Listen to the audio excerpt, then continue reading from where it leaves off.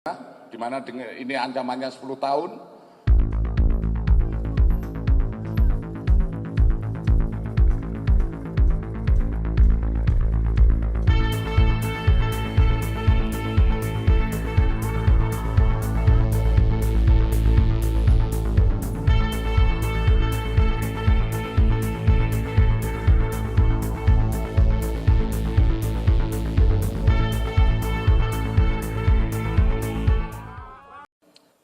Hasil dalam proses gelar perkara,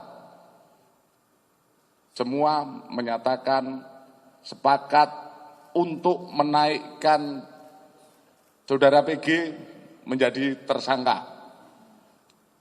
Dan selanjutnya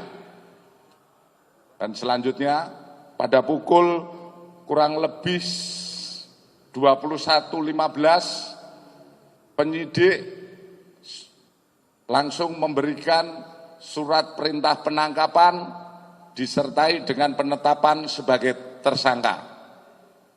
Dan saat ini saudara PG menjalani pemeriksaan lebih lanjut sebagai tersangka.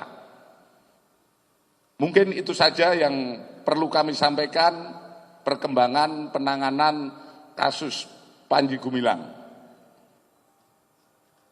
Mungkin ada yang tanyakan?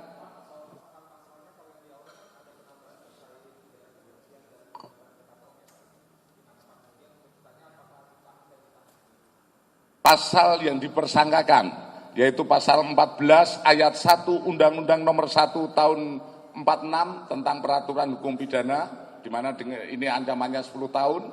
Kemudian pasal 45A ayat 2, junto pasal 28 ayat 2 Undang-Undang nomor 19 tahun 2016 tentang perubahan dan Undang-Undang nomor 11 tahun 2008 tentang informasi dan transaksi elektronika dengan ancaman 6 tahun dan pasal 156A KUHP dengan ancaman 5 tahun. Perlu saya sampaikan pada rekan-rekan bahwa proses penyidikan sampai dengan saat ini penyidik telah memeriksa 40 orang saksi dan 17 ahli, di mana penyidik sudah mendapatkan berbagai alat bukti, yaitu baik itu alat bukti elektronik, keterangan maupun ahli. Jadi untuk menetapkan tersangka, setidaknya penyidik sudah mengumpulkan 3 alat bukti tambah 1 surat.